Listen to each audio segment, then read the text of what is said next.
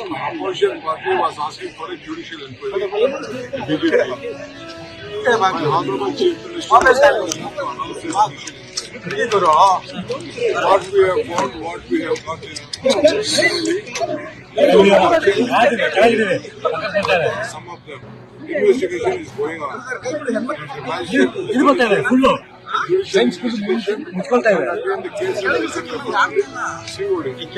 What more is government can do?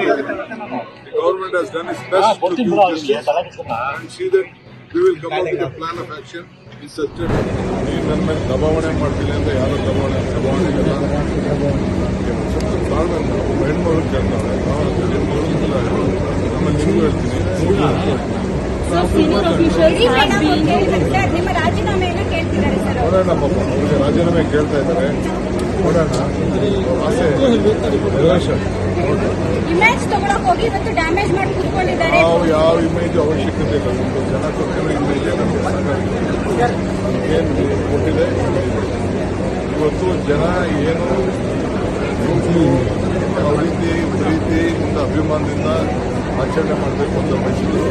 ಇವರೇನೇನು tweet ಮಾಡಿದ್ರು, ಜನತಾದಳದವ್ರು ಏನು tweet ಮಾಡಿದ್ರು, ಬಿಜೆಪಿ ಏನು ಟ್ವೀಟ್ ಮಾಡಿದ್ರು, ಯಾರು ಏನೇನು ಟ್ವೀಟ್ ಮಾಡಿದ್ರು ಎಲ್ಲ ತೆಗೆದಿದೆ.